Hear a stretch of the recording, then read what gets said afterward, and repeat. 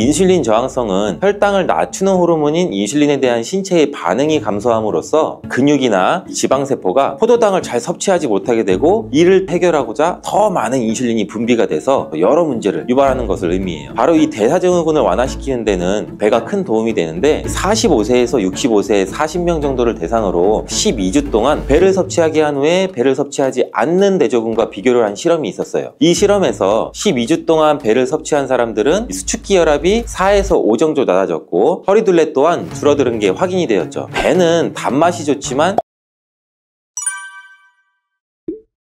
배는 가을과 겨울에 먹는 대표적인 과일로 우리나라에서는 선물로도 굉장히 많이 선호하는 과일이죠. 배에는 많은 효능이 있을 뿐 아니라 잘못 드시면 오히려 건강을 해칠 수도 있는 과일이에요. 건강을 해칠 수도 있다니 깜짝 놀라셨죠? 너무 걱정하지 마세요. 영상을 통해 배에 대한 모든 것을 한번 알아가실 수 있을 거예요. 배의 11가지 효능과 어떤 분들이 배를 드실 때 주의하셔야 되는지, 또 배를 고를 때는 어떤 배가 좋은지 고르는 방법, 그리고 보관 시 주의사항까지 제가 지금 바로 알려드릴게요. 배 하면 무엇이 떠오르시나요? 저는 이 어릴 적 추운 겨울에 이불 뒤집어 쓰고 집에서 옹기종기 앉아서 저희 어머니께서 깎아주신 배 한 쪽씩 먹으면서 도란도란 얘기하고 이랬던 기억이 나는데, 겨울에 감기에 걸려서 기침이 심해지면 어머니께서 이제 배 하나를 가져다가 가운데를 이제 동그랗게 C 부분을 파내시고 꿀을 넣어서 끓여주셨던 그런 기억도 나요. 이미 알고 계시겠지만 배는 기침이 심할 때 증상을 완화시키는 효능을 가지고 있고,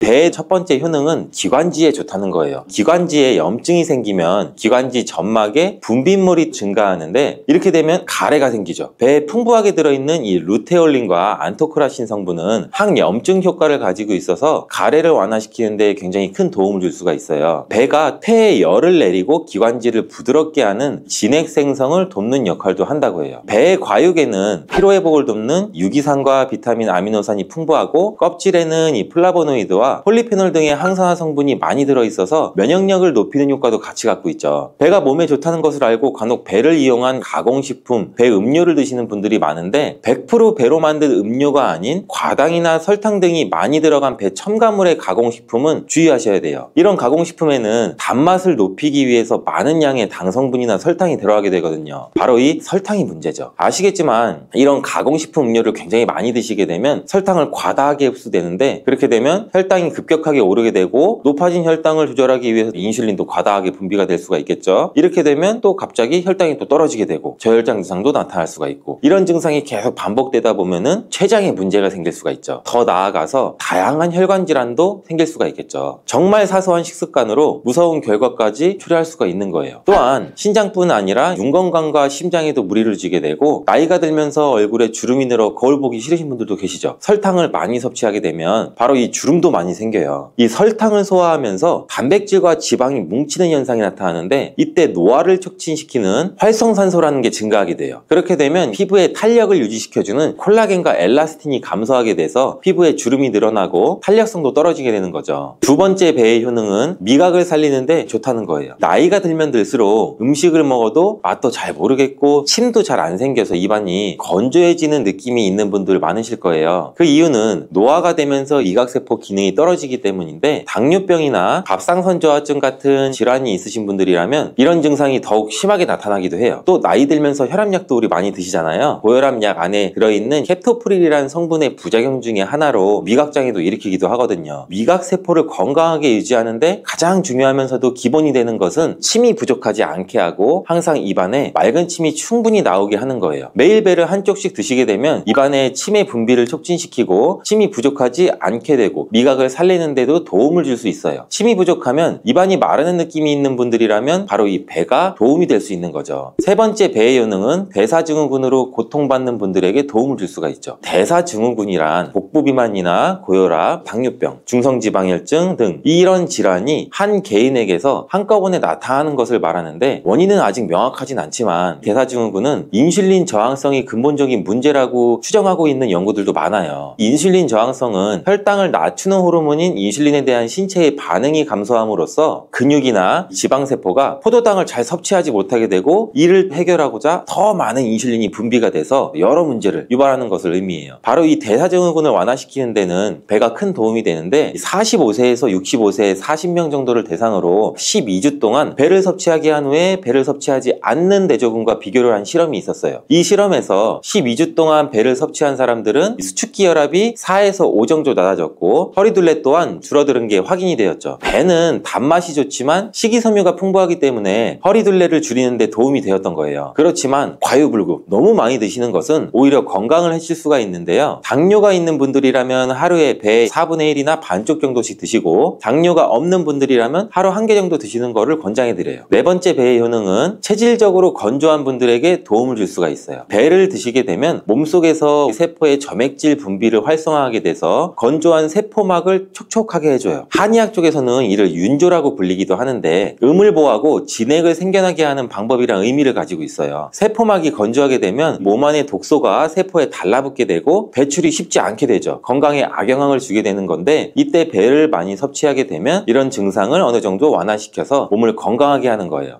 47만 8천 명 정도를 대상으로 한 폐암 발병률과 식이 패턴의 연관성에 대한 연구에서도 증명이 되었는데, 채소보다 과일을 자주 먹게 되는 사람에게서 폐암의 발병률이 낮았다고 해요. 그리고 특별히 과일 중에서 배를 섭취한 그룹에서 폐암 발병률이 낮게 나왔어요. 다섯 번째 배의 효능은 변비를 완화시키는 효능도 있어요. 어르신들 보면 변비 때문에 고통스러우신 분들이 많이 계신데요. 저희 아버지도 한동안 변비 때문에 많이 힘들어 하셨는데, 변비가 있는 분들이 하루에 한쪽씩 배를 드시면 굉장히 큰 도움도 받을 수가 있어요. 배에 많이 함유되어 있는 식이섬유와 수분으로 인해서 장 운동을 활발하게 하고 변을 무르게 해주는 효과도 갖고 있어서 변비에 도움을 줄 수가 있죠. 여섯 번째 배의 효능은 당뇨로 인한 갈증을 느끼는 분들한테 도움을 줄 수가 있어요. 배는 소갈증으로 힘든 분들에게 약으로 처방될 만큼 좋은 과일인데, 당뇨가 있는 분들이 과일 드시기에는 부담스럽잖아요. 배는 당을 천천히 올리는데 좋은 대표적인 과일이에요. 단단한 과일들은 당이 있어도 식이섬유가 풍부해서 혈당을 천천히 올라가게 하는데 도움을 줄 수 있고요. 배의 혈당 지수도 35 정도로 낮기 때문에 당뇨가 있는 분들도 안심하고 드실 수가 있어요. 주의하실 사항은 과일을 드실 때 식사하시기 전에 드시는 게 좋고, 식사 후 바로 드시면 별로 좋지 않아요. 식사 전에 드셔야 되는 이유는 여러 가지가 있는데, 배를 식사 전에 섭취하게 되면 탄수화물의 섭취를 줄일 수가 있죠. 그 이유는 공복감을 줄여줘서 식사량을 줄일 수 있게 하기 때문이고, 콜레스테롤 수치도 줄이는 효과, 혈당과 혈압을 줄이는 데도 도움이 될 수가 있어요. 일곱 번째 배의 효능은 숙취를 완화시키는 데 도움을 준다는 거예요. 숙취해소 음료하면 생각나는 것이 뭐가 있으세요? 바로 콩나물 해장국 떠오르실 거예요. 실제로 콩나물이 숙취 해소에 도움이 되는데, 왜냐하면 콩나물 안에는 아스파라긴산이라고 하는 성분이 풍부하게 함유가 되어 있어요. 아스파라긴산이 우리 간에서 알코올 분해를 촉진을 해줘 숙취 해소에 도움을 주는 것인데, 배에도 이 아스파라긴산이 굉장히 많이 함유가 되어 있어 숙취 해소에 도움을 받을 수 있는 것이에요. 그래서 배로 만든 주스도 술 먹은 다음날 드시는 분들도 많고, 해외에서도 우리 한국의 배 주스가 숙취 쪽으로 인기를 많이 끌고 있죠. 여덟 번째 배의 효능은 감기나 인후염과 같은 염증성 질환을 완화시키는 데 도움을 줄 수 있다는 거예요. 배는 성질이 차갑고 열을 식히는 기능, 즉 청열작용을 한다고 하는데, 배에 많이 함유되어 있는 항염증 성분인 카테킨과 알부틴이라는 성분으로 인해서 염증을 완화시키고 우리 몸에 열이 오르는 것을 막아줘서 해열작용을 하게 되는 거예요. 겨울철에 감기에 꼭 걸리거나 인후염으로 힘드신 분들이 매일매일 배를 조금씩 드시면 이런 염증성 질환을 미리 예방할 수도 있고, 증상 등 완화시키는데 도움을 받을 수가 있어요. 아홉 번째 배의 효능은 체중 감량에 도움을 준다는 거예요. 배가 단맛이 좋아서 살이 찌기 쉬운 과일로 오해하실 수는 있는데, 배는 이미 말씀드렸듯이 혈당 지수가 35로 낮은 편에 속하고 수분 함량이 좋고 포만감을 높여줘서 배를 드시게 되면 과식을 오히려 막아줘 살이 찌는 게 아니라 오히려 체중 감량에도 도움을 줄 수가 있어요. 열 번째 배의 효능은 피부가 거칠고 칙칙하신 분들한테 좋습니다. 배는 활성산소를 제거해주는 역할도 하고 신진대사를 도와서 피부 보습에도 도움을 줘요. 그리고 배에 함유되어 있는 이 알부틴이라는 성분은 피부 미백에도 도움을 줘서 칙칙한 피부색을 맑게 해주는 데도 효과가 있어요. 11번째 배의 효능은 정말 중요한데, 죽어가는 간을 살리는 데에도 많은 도움을 준다는 거예요. 전남대학교의 연구 결과를 보면 배에는 펙틴, 알부틴, 아스파라긴산과 같은 성분이 많이 들어있는데, 이 성분들이 간세포의 성장에 도움을 준다고 했어요. 그리고 간 기능을 활성화시키고 간 내부에 유해한 지방을 배출하는 데에도 도움을 준다고 발표했어요. 지방간이 있는 분들이 배를 드시면 좋다는 이야기죠. 간 기능을 회복하기 위해서는 배를 드실 때 껍질째 드시는 게 아주 중요한데, 배는 또 그냥 생으로 드시는 것도 좋긴 하지만 가열해서 드시면 더욱 좋은 효과를 볼 수 있는데 바로 해독작용이 더 커지기 때문이에요. 배를 익힐 때 배를 껍질째 사용하시고 씨와 꼭지는 빼고 깍둑 썰기를 하셔서 냄비에 넣고 끓이시면 되는데 배가 말랑말랑해질 때까지 끓인 다음에 식혀서 드시면 돼요. 이렇게 드시게 되면 우리 백혈구에도 정말 좋은 효과를 볼 수 있는데 이뿐 아니라 노화 방지에도 좋아요. 한국 식품과학지의 자료를 살펴보면 배를 가열하게 되면 플라보노이드, 폴리페놀과 같은 항산화 성분들이 3,700배나 상승, 이런 효능 때문에 간 기능이 좋아지고 해독작용이 좋아져서 건강에 큰 도움이 된다는 거예요. 배가 이렇게 많은 효과들이 있지만 드실 때 주의하셔야 될 분들이 있어요.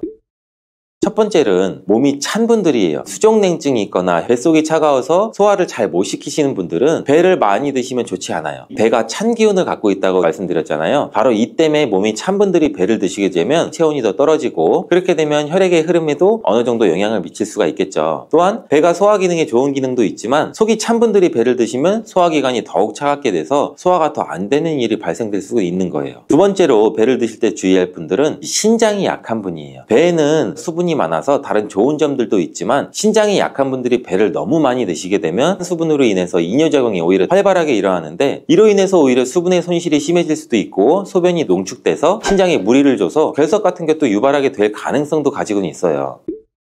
배를 보관하실 때 주의사항 한 가지를 알려드릴게요. 배와 많이 드시는 과일이 사과인데 함께 드시게 되면 사과와 배에 좋은 성분들이 시너지 효과를 발휘해서 건강에는 많은 도움을 주게 돼요. 보관할 때는 근데 다르죠. 배와 사과를 같이 보관하게 되면 사과에서 분비되는 이 에틸렌가스가 배를 오히려 빨리 상하게 돼요. 이 에틸렌가스는 대표적인 식물 노화 호르몬인데 사과는 바로 이 에틸렌이 많이 분비되기 때문에 배와 사과는 따로 보관하시는 것을 추천드리겠어요. 사과의 유기산과 우유에 카제인이라는 성분이 만나게 되면 엉기는 현상이 일어나서 이게 덩어리가 져요. 덩어리가 져서 윗속에 들어가면 위산하고도 만나서 더 큰 덩어리가 형성되고 더 큰 덩어리가 형성되니까 소화가 늦어지겠죠. 소화도 힘들어져요. 이렇게 평소 소화가 잘 되고 건강한 사람이랑은 별로 상관이 없는데 그렇지 않은 분들한테는 소화불량과 대장염도 일으킬 가능성도 있고 이게 지속적으로 반복이 되면 대장암이 생길 수도 있죠. 사과와 함께 드시면 보약이 되는 음식도 있는데요. 바로 매일 사과 한 개를 먹으면 병원에 가지 않아도 된다는 말은 많이들 들어보셨죠? 사과는 그만큼 우리 몸을 건강하게 하는 많은 영양소가 들어 있습니다. 사과는 꼭 아침에 먹어야 돼. 아침에 먹어야 된다고 하는 사람들도 많은데 그 말이 정말 사실일까요? 정답은 그렇지 않다입니다. 그 이유를 보면 사과에는 신맛, 상큼한 맛이 나죠. 바로 사과 안에는 유기산이 풍부하기 때문인데 그래서 유기산 때문에 신맛이 나는 것이에요. 이 유기산은 우리 몸에 이로운 정도 있지만 평소에 속쓰림이 자주 있거나 위염, 식도염이 있는 분들이 아침에 공복에 사과를 먹게 되면 우리 몸의 위 점막에 심한 자극을 줄 수 있어요. 빈속에 안 그래도 속이 쓰리신 분도 많은데 음식물이 있을 때 위 안에서 위산이 분비되고 위액이 분비돼야 중화가 되면서 우리 위도 코팅이 되고 건강한데 음식이 없을 때 위산이 분비되면 오히려 위벽을 깎아먹게 되는 효과를 나타내거든요. 그래서 평소에 위가 약하거나 위염이 있으신 분들, 역류성 식도염이 있으신 분들, 이러신 분들 같은 경우에는 공복에 사과를 드시는 게 오히려 독이 될 수가 있습니다. 또한 마늘과 파 같은 음식은 열을 내는 음식이라고 하면 우리 사과는 우리 몸을 차갑게 하는 과일이라서 몸이 찬 분들은 사과를 드실 때 또 주의를 하셔야 돼요. 위염 같은 증상이 있는 분들은 공복에 사과를 드시면 사과가 소화도 되지 않고 설사를 하게 될 가능성도 높고 평소에 아랫배가 차거나 손발이 차서 수족냉증에 걸리신 분들도 많으시고 혈액순환도 안 되고 또 생리기간 중에 있으신 여성분들도 사과를 드실 때는 주의하셔야 됩니다. 이런 분들이 사과를 드실 때는 아침에 공복보다는 아침 식사 후에 드시는 게 좋고 사과를 보관할 때도 보통 냉장고에 보관했다가 차게 해서 꺼내 드시잖아요. 냉장고에서 꺼낸 사과를 바로 드시면 시원하고 아삭해서 맛있죠. 근데 미리 꺼내놓고 사과의 온도를 실온으로 맞춰서 드시는 것이 우리 위장 내부에도 좋습니다. 또한 사과를 팬에 구워 드셔도 되고 익혀 드셔도 됩니다.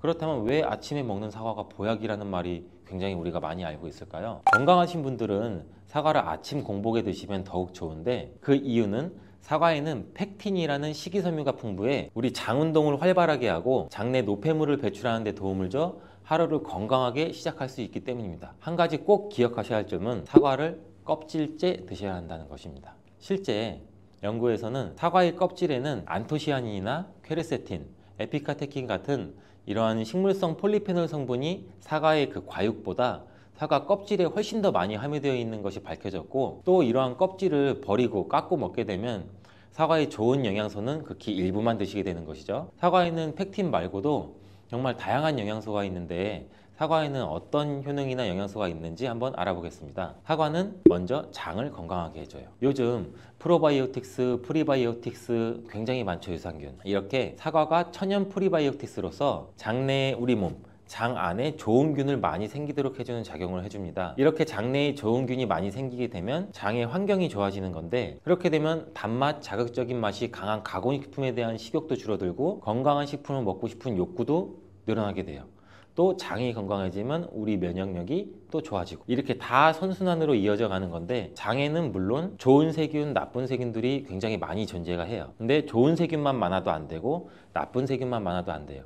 좋은 세균, 나쁜 세균이 어느 정도 밸런스를 이루어져서 우리 몸의 면역력을 형성하게 되는데, 그때도 굉장히 중요한 게 프로바이오틱스, 프리바이오틱스, 우리가 흔히 많이 먹는 유산균입니다. 사과에도 아까 말씀드린 프리바이오틱스가 들어있고, 또 사과를 드시면 자연스럽게 체중도 줄어들고 다이어트하는 효과까지 누릴 수 있게 돼요. 이렇게 사과를 먹게 되면 장내에서 소화가 되면서 뷰티르산 같은 단세지방산이 만들어지게 되는데, 이 지방산이 우리 몸에 손상된 장벽을 회복시켜주는 역할을 해줘서 우리 장이 건강해지는 거예요. 장벽을 회복시키는 것이 중요한 이유가, 우리 장벽이 손상되면 손상된 곳에 독소들이 하나하나씩 침투가 되게 되고, 증상이 심해지면 장누수증후군이라는 질병도 발병이 되고, 이런 증상이 나타나면 독소들이 혈액을 타고 돌아다니게 되고 악순환이 반복이 되는 거죠. 그래서 장이 안 좋아지면 피부에 염증도 일으킬 수가 있고, 아토피와 같은 면역력이 이제 과잉되거나 면역력의 불균형 증상을 일으킬 수 있게 되는 거죠. 이렇게 사과를 드시면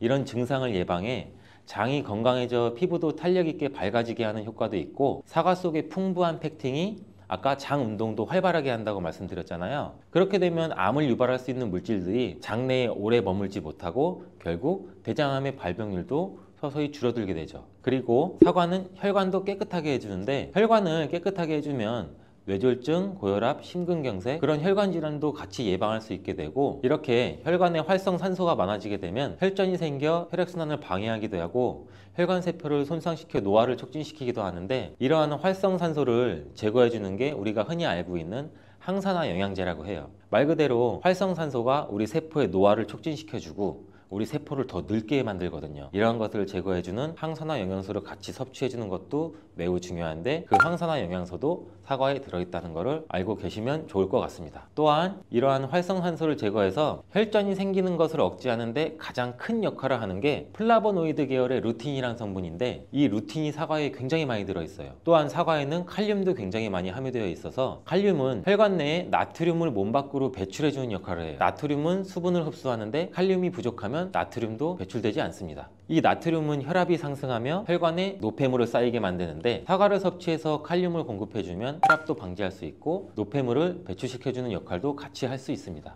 또한 이러한 칼륨은 혈관을 확장시키는 작용을 해서 혈액순환도 원활하게 하고 심장 박동도 안정시키고 심장의 기능도 강화하는 데 도움을 줄 수 있는 성분이에요. 근데 여기서 한 가지 주의할 점을 알려드릴게요. 활성산소가 혈관을 손상시킨다고 했잖아요. 근데 사과를 잘못 드시면 오히려 활성산소가 굉장히 많이 생기게 돼요. 바로 갈변된 사과를 드시는 것입니다. 사과를 먹고 남게 되면 밀폐 용기에 담아 보관했다가 나중에 드시는 경우 굉장히 많잖아요. 그때 우리가 단면이 사과가 갈색으로 변하게 되는데, 이는 공기 중에 산소와 만나서 산패돼서 갈색으로 변한 것이거든요. 이렇게 산패된 사과를 드시면 활성산소를 제거하는 것이 아니라 오히려 활성산소를 증가시켜 혈관 건강에 악영향을 줄 수 있으니까, 갈변된 사과는 그 부분은 바로 잘라내고 드시는 것을 추천드립니다. 또한 사과의 이로운 점 중 다른 하나는, 사과는 혈당을 조절해서 당뇨를 예방하고 그 당뇨를 회복하는 데에도 도움을 줄 수가 있어요. 당뇨가 있으신 분들은 과당이 혈당을 올려 안 좋다고 알고 계시잖아요, 굉장히 많은 분들이. 근데 사과는 오히려 혈당을 조절해 주기 때문에 당뇨가 있으신 분들은 사과를 드셔야 됩니다. 식사하기 30분 전에 사과를 드신 후에 식사를 하시면 혈당이 급격하게 오르는 혈당 스파이크 현상도 막을 수가 있어요. 사과에 단맛 때문에 당뇨가 있는 분들이 사과를 드시는 것을 꺼려 하시는데, 사과에는 단맛도 있지만 혈당을 올리는 GI 지수가 36으로 혈당 지수가 낮은 과일이에요. 근데 혈당 지수가 높은 과일이 뭔지 아세요? 수박은 다른 거에 비해서 혈당 지수가 높기 때문에 당뇨가 있으신 분들은 조금 조심해서 드시면 좋을 것 같습니다. 실제로 대학 연구팀에서 실험한 것을 발표했는데, 건강한 사람을 대상으로 쌀밥만 먹은 경우랑 30분 전에 사과를 먹고 쌀밥을 드신 경우를 비교를 했을 때 혈당이 쌀밥만 먹은 경우보다 50% 정도로 떨어지는 것도 확인이 된 실험도 있어요. 당뇨가 있는 분들도 이제 안심하시고 식사 후에 드시지 말고 반드시 식사 30분 전에 꼭 사과를 드시고 식사를 하시길 바랍니다. 한 가지 주의할 점은 사과를 갈아서 사과 주스로 드시게 되면 오히려 흡수가 빨라 혈당을 올릴 수가 있으니 사과를 껍질째 씹어서 천천히 드시는 게 좋을 것 같습니다. 또한 사과의 다른 효능 중 한 가지는 기관지도 깨끗하게 청소해주는 효능도 있어요. 사과에는 양파와 마찬가지로 퀘르세틴이라는 성분이 풍부하게 함유되어 있는데 이 성분은 호흡기 점막에 생기는 염증을 가라앉히고 예방하는 효과도 있어요. 흔히 우리 요새 시중에 많이 판매되는 퀘르세틴 영양제도 있는데 이 퀘르세틴 영양제가 아이들 비염, 기관지염 이런 쪽을 개선시킨다고 많이들 이제 광고도 하는데 이처럼 퀘르세틴이 우리 몸에 있는 염증도 굉장히 많이 잡아주거든요. 이런 물질들이 사과 속에도 같이 함유되어 있다는 것을 기억하시기 바라겠습니다. 그리고 폐기관지에 모세혈관도 튼튼하게 만드는 걸 도와주고 천식이 있거나 기관지가 약한 분들이 미세먼지 때문에 기침이 많이 나고 목에 가래가 많이 낄 수가 있는데 이런 분들도 사과를 꾸준히 드시면 호흡기가 부드러워져 불편함도 많이 해소할 수 있게 됩니다. 한 연구에서는 매주 4개에서 5개의 사과를 먹는 가정의 자녀가 매주 1개 이하의 사과를 먹는 가정의 자녀보다 천식에 걸릴 확률이 50% 정도나 낮았다고 발표한 적도 있고 사과가 그만큼 천식과 호흡기 건강에 좋다는 것이 증명된 거죠. 이렇게 좋은 사과도 함께 먹으면 절대 안 되는 음식이 있는데 바로 궁합이 안 맞는 거예요. 그 음식을 알아볼 텐데 바로 우유, 요거트, 치즈 이런 유제품류예요. 여러분 놀라셨죠? 유제품이랑 사과를 아침에 굉장히 많은 분들이 같이 함께 드시고 계시는데 요새 샐러드 같은 것도 많이 드시면서 샐러드에 사과도 넣고 드레싱으로 요거트랑 치즈도 붓고 이러한 경우가 많은데 유제품과 사과를 함께 드시면 사과의 비타민C가 우유에 부족한 영양 성분을 보충해줘서 좋은 것으로 대부분 많이 알고 계시는데 이런 내용이 전혀 틀린 것은 아니에요. 근데 소화 기능이 약하신 어르신분들이나 위염, 식도염 같은 증상이 있으신 분들은 이렇게 드시면 안 돼요. 영상 초반에도 제가 잠깐 말씀드렸듯이 이런 증상이 있는 분들은 유제품과 사과를 함께 드시면 그 증상이 더욱 악화되는데 그 이유는 사과의 유기산과 우유의 카제인이라는 성분이 만나게 되면 엉기는 현상이 일어나서 이게 덩어리가 져요. 덩어리가 져서 윗속에 들어가면 위산하고도 만나서 더 큰 덩어리가 형성되고 더 큰 덩어리가 형성되니까 소화가 늦어지겠죠. 소화도 힘들어져요. 이렇게 평소 소화가 잘 되고 건강한 사람이랑은 별로 상관이 없는데 그렇지 않은 분들한테는 소화불량과 대장염도 일으킬 가능성도 있고 이게 지속적으로 반복이 되면 대장암이 생길 수도 있죠. 장 건강이 중요한 이유는 아까도 영상 초반에 말씀드렸듯이 장이 우리 몸의 면역력도 같이 담당하는 기관이고 정신 건강에까지 영향을 주기 때문인데 행복 호르몬이라고 불리우는 세로토닌 많이 들어보셨죠? 이 세로토닌의 95%가 장에서 만들어지기 때문에 장이 건강해야 행복감이 또 올라갈 수 있어요. 여기서 또 하나 절대 드시면 안 되는 것이 바로 사과 씨입니다. 사과 주스를 만들어 드실 때 씨까지 함께 갈아서 드시는 경우도 굉장히 많이 있는데 이 사과 씨에는 아미그달린이라는 성분이 함유되어 있어요. 이 아미그달린이 소와 효소와 만나게 되면 이게 시아나스소라는 유독물질로 분해가 돼요. 이 시아나스소는 인체에서 유해한 독성이 굉장히 강한 물질인데 이걸 섭취하게 되면 두통이나 어지럼증, 구토, 복통 이러한 증상들이 나타날 수가 있고 심한 경우에는 이게 심장박동에도 영향을 줘서 호흡곤란, 혼수상태 이런 심각한 증상도 나타날 수 있어요. 건강한 성인의 경우에는 사과 한 개에 들어있는 씨의 양에는 뭐 그닥 큰 영향이 없을 수가 있는데 독성에 약한 어린아이 그리고 연세가 많으신 분들한테는 이런 것도 굉장히 민감하게 반응할 수 있으니까 꼭 주의하셔야 됩니다. 사과는 유독 보여지는 것이 중요한 과일인데 흠집이 있거나 색상이 좋지 않으면 상품성이 많이 떨어져요. 근데 유독 윤기가 있거나 반짝반짝하고 빨갛고 색상이 짙은 사과는 웬만하면 피하는 게 좋아요. 간혹 유동 파라핀이라는 식품 첨가물을 사용해서 사과 위에 이렇게 이쁘게 보이게 코팅 처리를 한 사과일 수가 있는데 이 유동 파라핀을 섭취하게 되면 복통과 설사를 일으킬 수 있고 지용성 비타민의 흡수도 감소시킨다고 알려져 있어요. 요새는 이런 일이 거의 없긴 하지만 혹시나 사과가 너무 윤기가 흐르거나 만졌을 때 약간의 끈적임이 있다면 드시기 전에 살짝 의심 한번 해보시고 껍질을 깨끗하게 세척하고 드시거나 껍질을 벗기고 드시는 것이 안전하겠습니다. 사과와 함께 드시면 보약이 되는 음식도 있는데요. 바로 비트와 당근입니다. 굉장히 유명한 주스 아시죠? ABC 주스. ABC가 바로 사과, 비트, 당근. 애플, 비트, 캐럿 이 세 가지를 갈아서 만든 주스인데 사과, 당근, 비트를 함께 드시게 되면 영양소의 흡수율이 굉장히 증가하고 서로의 시너지를 굉장히 크게 나타내요. 이 서로의 영양소를 보완해줘서 더욱 건강하게 드실 수가 있는데 또한 식이섬유가 폭발적으로 증가해서 장운동을 촉진하고 변비 예방도 탁월해져요. 그리고 사과, 당근, 비트 이 세 가지는 모두 강력한 항산화 물질이 풍부해서 체내에 있는 활성산소를 제거해서 세포의 노화도 방지해주고 몸에 활력을 불어넣어 줄 수도 있는 거예요. 함께 먹으면 보약이 되는 음식으로도 고구마도 있습니다.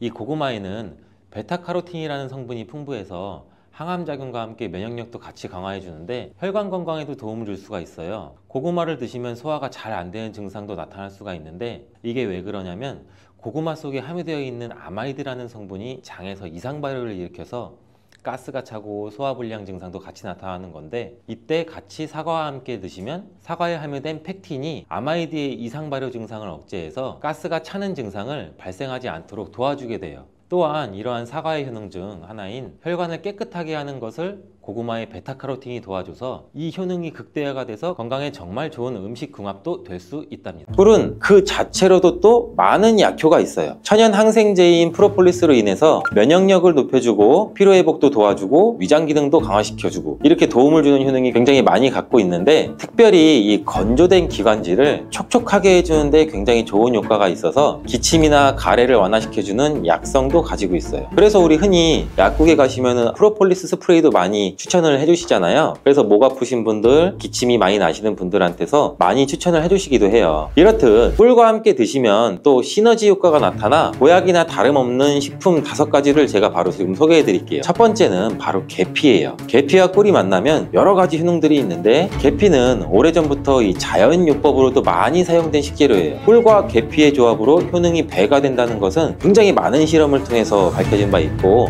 겨울철이 되면서 관절도 여기저기 많이 쓰셔서 힘드신 분들 많으시죠? 꿀과 이것을 함께 드시면 관절염과 기침 감기가 싹 사라집니다. 예로부터 꿀물로 기침을 다스리기도 했는데 알고 계시죠? 고대 그리스에서는 꿀을 신들의 음식이라고 부르기도 했고 꿀은 인류 역사상 가장 오래된 천연 감미료이자 약재로 굉장히 많이 사용했어요. 이집트에서는 미라를 만들 때에도 꿀을 사용하기도 했고요. 꿀은 약으로 쓰일 만큼 우리 몸에 정말 좋은 효능들이 굉장히 많이 있는데 잘못 먹으면 약효가 하나도 없을 뿐만 아니라 오히려 몸을 해치는 독이 될 수도 있다는 사실도 혹시 알고 계신가요? 꿀의 종류와 절대 먹으면 안 되는 꿀과 좋은 꿀을 고르는 방법, 그리고 꿀과 함께 먹으면 좋은 최고의 음식 5가지 제가 지금 꿀에 대해서 모든 것을 한번 알려드릴게요.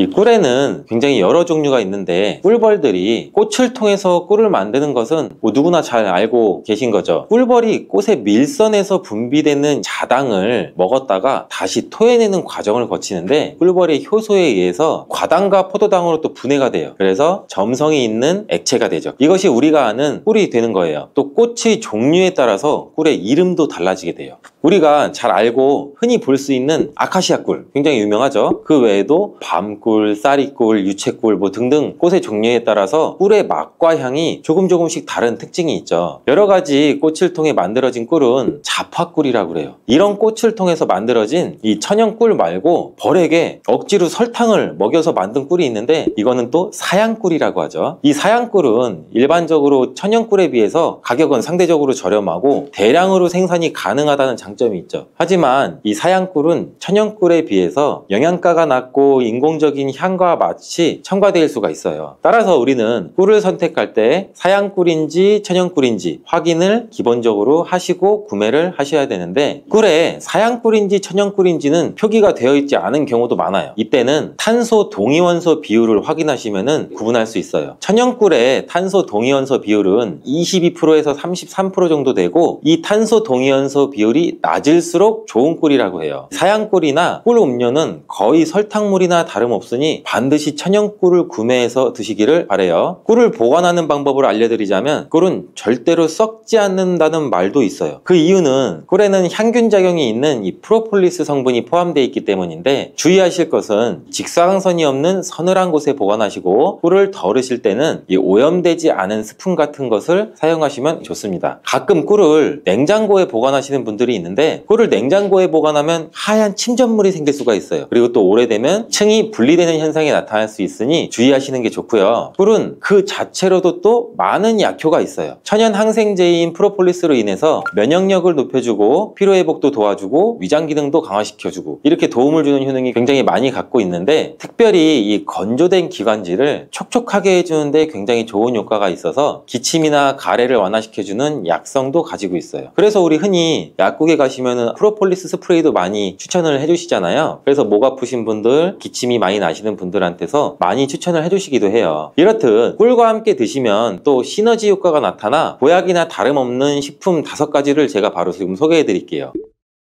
첫 번째는 바로 계피예요. 계피와 꿀이 만나면 여러 가지 효능들이 있는데, 계피는 오래전부터 이 자연요법으로도 많이 사용된 식재료예요. 꿀과 계피의 조합으로 효능이 배가 된다는 것은 굉장히 많은 실험을 통해서 밝혀진 바 있고, 겨울철이 되면서 관절도 여기저기 많이 쑤셔서 힘드신 분들 많으시죠? 지금 집중해서 영상 보세요. 꿀과 계피의 조합으로 가장 두드러지는 첫 번째 효능은 소염작용을 통한 관절의 염증을 완화시켜줘서 관절 건강에 큰 도움을 줄 수 있다는 거예요. 덴마크 코펜하겐 대학에서 꿀과 계피의 관절염 개선 효과에 대해 연구를 했는데, 연구진들은 약 200명의 관절염 환자를 대상으로 아침과 저녁 식사 전에 따뜻한 물에 꿀 1스푼과 계피 반 스푼을 티스푼으로 섞어서 마시게 했어요. 일주일 만에 환자의 약 73% 정도가 통증이 유의미하게 개선이 되었고, 한 달 내에 이전에 걷기도 힘들었던 환자의 대부분이 통증이 많이 감소돼서 걸을 수도 있게 되었다고 해요. 이 연구는 꿀과 계피를 함께 복용하면 관절염 환자의 증상을 개선한다는 데 도움이 될 수 있다는 것을 보여주고 있어요. 꿀과 계피를 함께 먹을 때의 효능 두 번째는 콜레스테롤을 조절해서 혈관 건강 개선에 도움을 준다는 거예요. 덴마크 농무부 연구 결과에 따르면 계피를 40일 동안 이 4분의 1 티스푼을 섭취하자 중성지방이 30%, 콜레스테롤은 20%나 감소했다고 해요. 꿀은 지질대사라고 해서 나쁜 콜레스테롤은 줄이고 좋은 콜레스테롤은 늘리는 작용을 해서, 계피도 풍부한 폴리페놀 성분이 꿀과 비슷한 효능을 나타낸다고 해요. 이 효능들이 더해지니 혈관의 지방을 제거하고 동맥과 혈관도 튼튼하게 해주고 심장이나 뇌졸중과 같은 이 혈관 질환을 예방할 수 있는데 도움을 줄 수 있다는 거죠. 꿀과 계피를 함께 먹을 때의 효능 세 번째는 감기와 독감 완화시켜 줄 수 있다는 거고, 요즘같이 추운 날씨에 감기 굉장히 많이 걸리시잖아요. 이때 계피와 꿀을 섞으면 굉장히 우리 몸에 도움이 돼요. 날씨가 추워지면 체온이 떨어지고, 체온이 떨어지게 되면 이 면역력이 떨어지게 돼서 감기에 걸리기 쉬워지는 환경에 우리가 노출이 되는데, 꿀과 계피에는 면역력을 강화시켜주는 성분이 함유되어 있고 항균 및 항바이러스 효과가 있는 성분도 함유되어 있어서 감기와 독감을 예방하는데 굉장히 큰 도움을 줄 수가 있어요. 또한 항염증 효과가 있는 성분이 함유되어 있어 감기와 독감의 증상인 이 발열, 인후통, 근육통 등을 완화시키는 데에도 굉장히 효과가 커요. 꿀과 계피를 함께 먹을 때의 효능 네 번째는 위장장애를 개선하는 데 도움을 줄 수 있다는 건데, 꿀과 계피는 소화를 촉진시키고 위장 온도를 원활하게 도와주는 효능이 있어요. 위장을 따뜻하게 해주는 효능도 같이 가지고 있고요. 또한 꿀은 위산을 중화시켜서 소화를 돕는 역할도 같이 하기도 해요. 꿀과 계피가 위에 들어가면 위장의 점막이 자극이 돼서 위액 분비를 왕성하게 해줘서 소화장애에 도움을 줄 수 있어요. 그리고 위에 생긴 상처를 치료해줘서 개선을 시켜줄 수도 있고, 위궤양을 막고 이 경련성 통증도 억제해서 위장의 연동응전도 촉진하고 가스 제거도 같이 배출시키는 효과도 가지고 있어요. 꿀과 계피를 함께 먹을 때의 효능 다섯 번째는 노화 방지와 피부 개선에 도움을 준다는 거예요. 미국의 일리노이드 대학 연구팀은 꿀의 항산화 성분이 남성의 신체에 미치는 영향을 조사하기 위해서 남성을 대상으로 꿀물 섭취 그룹과 이 위약 그룹으로 나눠 연구를 진행한 실험도 있는데, 그 연구 결과 꿀물을 섭취한 그룹은 꿀물을 섭취하지 않은 그룹에 비해서 항산화 성분이 증가하고 신체 기능이 개선되는 효과가 나타났다고 발표를 했죠. 이는 꿀에 함유된 항산화 성분이 우리 몸에 활성산소를 제거해주고 노화도 방지해주고 면역력도 강화시켜주는 효과가 있기 때문이라는 말일 수가 있겠죠. 또 피부를 건강하게 해주는 효과도 볼 수 있었는데, 꿀과 계피를 함께 먹으면 피부의 보습과 탄력도 유지할 수 있어요. 그리고 꿀은 피부에 수분을 공급하고 계피는 우리 피부의 염증을 완화시켜주는 효과도 가지고 있어요. 꿀과 함께 드실 때 최고의 식품 중 두 번째는 마늘이 있죠. 꿀에 마늘을 재워서 드시는 분들 많이 계시잖아요. 아주 잘하고 계신 거예요. 이 꿀과 마늘 마늘을 함께 드시면 우리 몸에 굉장히 좋은데, 꿀과 마늘이 모두 면역력을 강화시키는 성분이 풍부하게 함유가 되어 있어요. 특히 이 마늘의 알리신 성분은 항균 및 항바이러스 효과가 뛰어나서 감기나 독감 등의 질병을 예방하는데 굉장히 큰 도움을 주고, 또한 마늘의 이 알리신 성분은 우리 혈압도 조절해주는 역할도 하고 우리 혈액을 맑게 유지해주면서 혈관을 건강하게 유지시켜주는 효능도 같이 갖고 있어요. 꿀은 혈액순환도 촉진하고 혈압을 낮추는 데에도 도움을 줄 수가 있어요. 꿀과 마늘 모두 항산화 작용이 뛰어난 성분들이 함유가 되어 있어 우리 몸에 활성산소도 제거해줘 노화를 방지해주는 효과도 가지고 있죠. 꿀과 함께 드실 때 최고의 식품 세 번째는 무예요. 무를 채를 써서 꿀에 재워 드시면 되는데, 기침과 가래에 효과가 아주 좋은 천연 약재라고 보시면 돼요. 감기에 걸려서 기침이 잘 낫지 않고 속이 더부룩하고 또 소화도 안 될 때 꿀에 무를 재운 걸 드시면 너무 좋은데, 무의 매운맛을 내는 이 시니그린 성분이 위장에 우리 점막을 자극해서 점액 분비를 활성화시킬 뿐만 아니라 기관지 점막에 붙어있는 가래도 묽게 만들어 몸 밖으로 쉽게 배출되는데 큰 도움을 주게 돼요.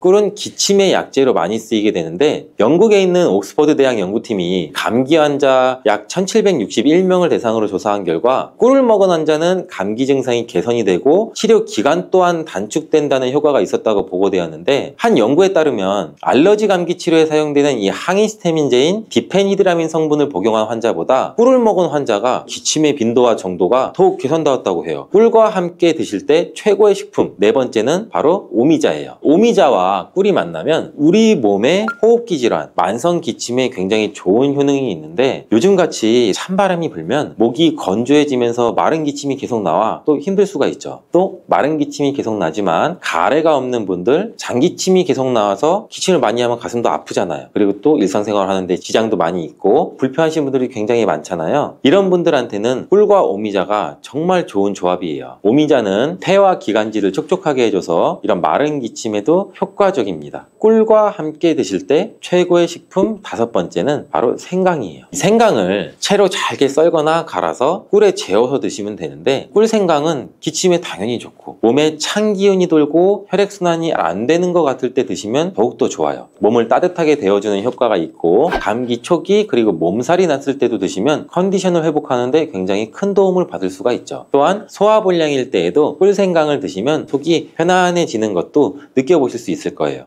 빈혈이 있는 분들이 들깨를 꾸준히 섭취를 하시면 이 빈혈도 개선하는데 굉장히 많은 도움을 받을 수가 있어요. 이렇게 좋은 들깨가 가장 취약한 단점이 있어요. 그건 바로 열에 약하고 쉽게 산패된다는 거예요. 통들깨보다는 들기름으로 많이 섭취하게 되는데, 이 들기름을 짤 때 굉장히 좋아요. 들기름을 짤 때 보통은 200도 이상으로 가열을 해서 들기름을 볶아서 기름을 짜게 되는데, 이때 몸에 좋은 오메가3 지방산이 대부분 파괴가 많이 돼요. 그래서 들기름을 드실 때는 저온에서 압착한 기름을 사용하시는 것이 좋습니다. 저온 압착류 또는 생들기름이라고도 하는데, 이 기름을 요리에 사용할 때도 열에 오랫동안 가열하지 말고 요리가 끝나갈 무렵에 촉촉촉 이렇게 들기름을 넣어 주시거나 먹기 직전에 드레싱해서 드시는 게 굉장히 좋습니다. 또한 이 들기름은 산패가 쉽게 되는데, 이 들기름이 산패되면 벤조피렌이라는 물질이 생성되는데 이게 1급 발암 물질이에요. 이 산패된 들기름을 지속적으로 드시게 되면, 들깨를 이렇게 드시면 당뇨와 혈당이 싹 사라지고 치매도 예방할 수 있어요. 들기름, 들깨 하면 뭐가 생각나나요, 여러분들은? 들기름에 북어와 미역을 구수하게 볶아 시원한 북어 미역국을 끓여 먹어도 정말 맛있잖아요. 그죠? 건강에도 좋다는 이 들기름과 들깨, 잘못 먹으면 암에 걸리고 혈관 건강에도 악영향을 줘서 치매도 유발할 수 있다는 사실 알고 계셨나요? 어떻게 먹을 때 건강을 해쳐 암에 걸리고 또 치매를 유발하는지, 그리고 어떻게 먹는 것이 우리가 건강하게 먹는 방법인지, 또한 어떻게 보관하는 것이 가장 좋은 방법인지 제가 들깨에 대한 모든 것 알려드릴게요. 나이가 들면서 산책하기도 힘들고 관절도 쑤시고 무릎 통증, 이것 때문에 힘드시지 않나요, 여러분들? 들깨의 첫 번째 효능은 바로 관절염에 좋다는 거예요. 무릎이나 관절 통증 때문에 병원에서 진통제를 처방받고 약국에서 또 진통제를 받아 드시고, 이때 이 처방받는 우리 진통소염제의 역할이 우리 몸속에 프로스타글란딘이라는 물질이 있어요. 이 물질의 생성을 억제해서 통증을 막아주는 기전인데, 이 들깨 속에 함유되어 있는 식물성 오메가3 지방산인 알파리놀렌산이라는 게 함유되어 있는데, 이는 체내에서 염증을 일으키는 프로스타글란딘이라는 생성을 억제하는 데 아주 좋은 효능을 발휘해요. 이처럼 우리가 오메가3를 먹는 이유 중 하나도 혈관 건강이나 혈행장애, 피를 맑게 해준다 등등의 역할도 있지만, 몸속의 미세염증을 잡아주는 역할이 굉장히 커서 드시는 분들도 많으신데, 이러한 들깨가 바로 이런 염증 유발 물질을 억제해줘서 진통 역할에 도움을 줄 수 있다는 거죠. 또한 들깨의 두 번째 효능은 바로 뼈 건강에 도움을 준다는 건데, 이는 들깨에 관절염과 무릎 통증이나 이런 거를 완화시켜주는 성분도 들어있으면서 뼈 건강에 도움을 주는 이유는 이 칼슘 함량도 높기 때문이에요.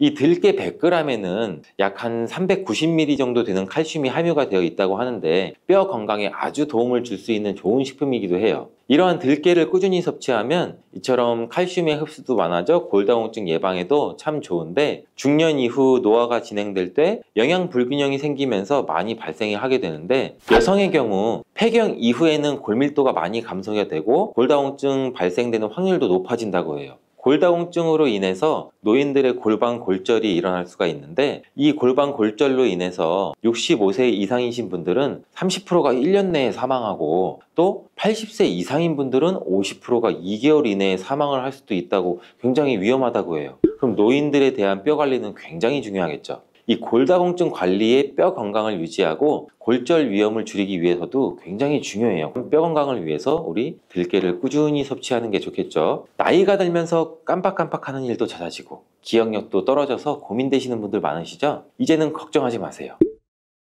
세 번째 들깨의 효능은 바로 뇌 건강, 뇌신경을 튼튼하게 해주고 기억력도 높여주고 치매를 예방하는 데 도움을 줄 수 있다는 거예요. 이렇게 좋은 효능이 있는 이유는 잠깐 말씀드린 대로 오메가3가 풍부하게 함유가 되어 있는데, 이 오메가3는 보통 흔히들 알고 계시듯이 등푸른 생선에 많이 함유되어 있다고 알고 계시잖아요. 이것은 동물성 오메가3고, 식물성 오메가3인 이 알파리놀렌산이라는 거는 들깨에 많이 들어있어요.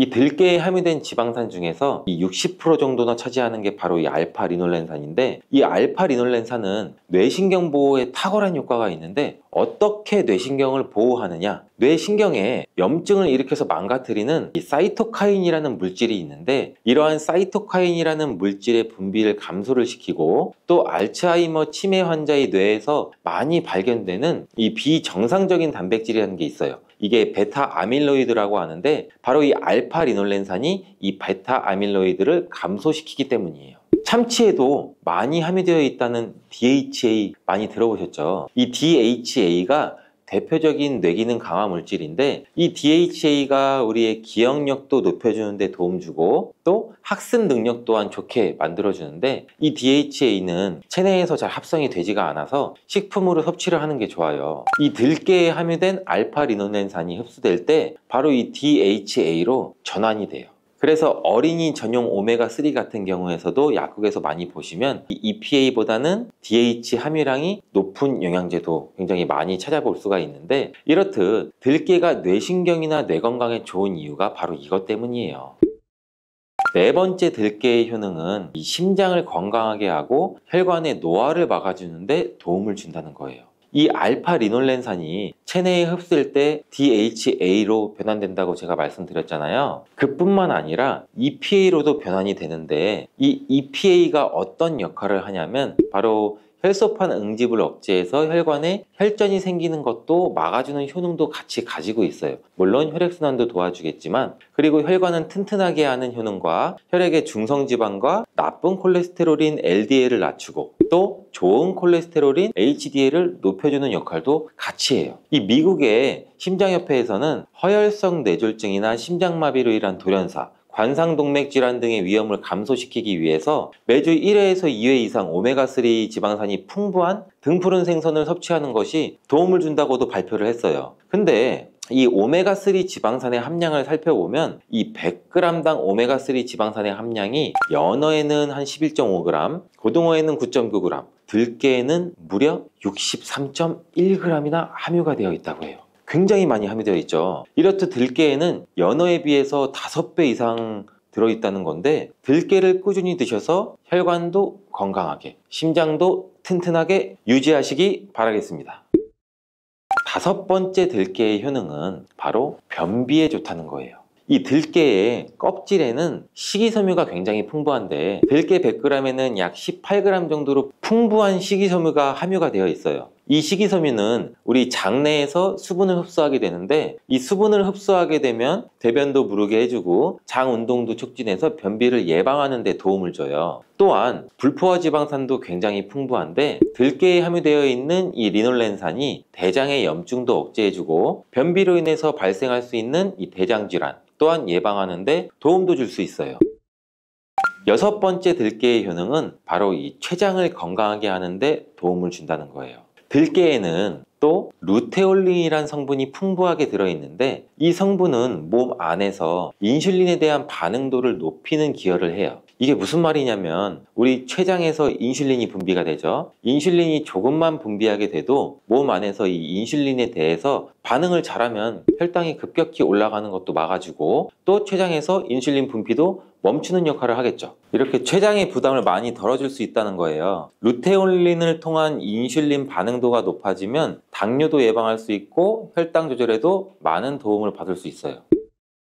7번째 들깨의 효능은 알레르기성 질환을 예방하는 데 도움을 주는 건데 들깨에 오메가3 지방산이 많이 함유되어 있다고 했잖아요. 이 오메가3 지방산이 염증을 억제하고 면역력을 강화시키고 이러한 효과가 있어서 알레르기 증상도 예방하고 완화시키는 데 도움도 줄 수 있어요. 그리고 또 비타민 E가 풍부하게 함유가 되어 있는데 이 비타민 E는 항산화 작용이 뛰어나고 알레르기 반응을 일으키는 물질인 히스타민의 분비를 억제하는 효과도 있어요. 여러분들이 처방받는 항히스타민제 굉장히 유명한 제품들 많잖아요. 약국 가면 이거와 비슷한 비전이라고도 뭐 어찌 보면 그렇게 볼 수가 있겠죠.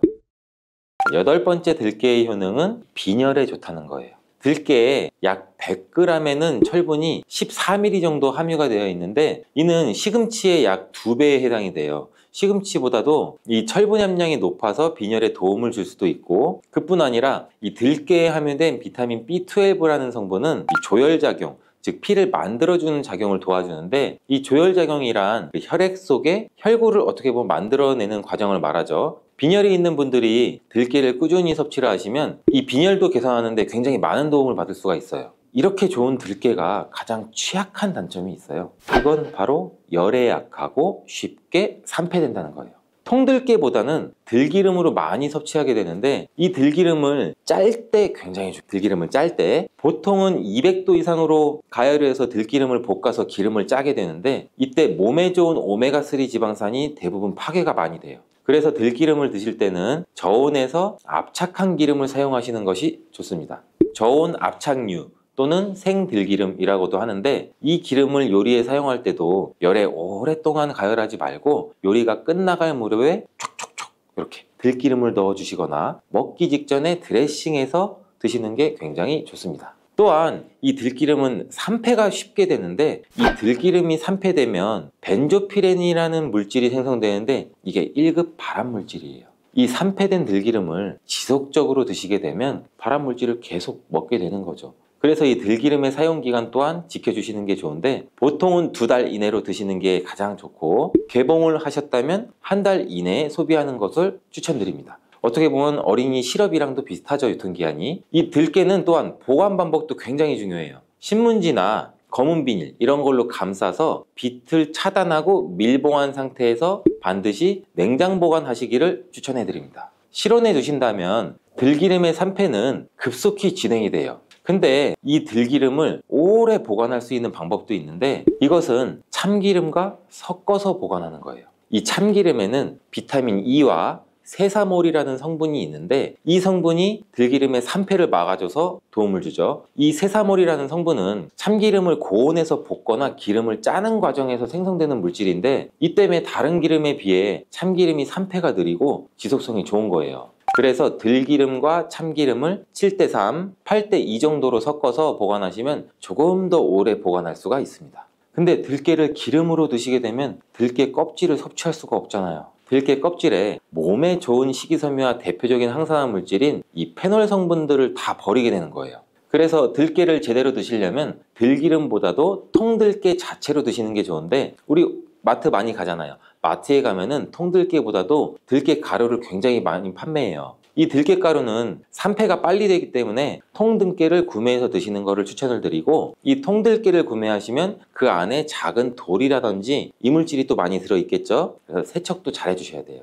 제가 세척하는 법 알려드릴게요. 먼저 들깨를 물에 담가 씻어요. 그리고 물 위에 동동 뜨는 것만 얇은 채로 걷어서 옮겨주시고, 이렇게 반복하게 되면 바닥에 이제 돌이나 이물질만 남게 되는데, 또 이거를 버리고 또 물에 담가 씻어주고, 또 물 위에 뜨는 것만 채로 살짝 걷어서 옮겨주시고, 요 작업을 한 3-4번 정도 반복해 주시면 되는데, 이렇게 하면 통들깨를 깨끗하게 세척할 수가 있죠. 깨끗하게 세척한 통들깨는 자연 건조해줘도 되지만 시간이 오래 걸리니까 팬에 담아서 약한 불로 건조해 주시거나, 아니면 쉬운 방법은 집에 있는 전자레인지를 이용하셔서 건조시키면 돼요. 근데 전자레인지를 이용한 건조 방법을 제가 알려드릴게요. 세척한 통들깨를 접시에 담아서 한 5분 정도 돌려주시면 돼요. 이때 수시로 상태를 확인해 줘야 돼요. 아직 건조가 5분 정도면 건조는 덜 됐을 거예요. 근데 오랜 시간 전자레인지에 돌리면 들깨가 탈 수가 있죠. 이렇게 5분 정도씩 돌려가면서 중간중간 상태를 확인해 주고 완전히 건조될 때까지 이 작업도 반복해 주시면 돼요. 이 완전히 건조된 통들깨는 그냥 스푼으로 떠서 드셔도 되고, 먹을 만큼씩 믹서기에 갈아서 음식에 넣어서 드셔도 되고, 통들깨 자체로도 음식에 넣어 드셔도 되죠. 이렇게 하시면 들깨를 산패되지 않은 채로 신선하고 건강하게 버리는 거 없이 드실 수가 있습니다.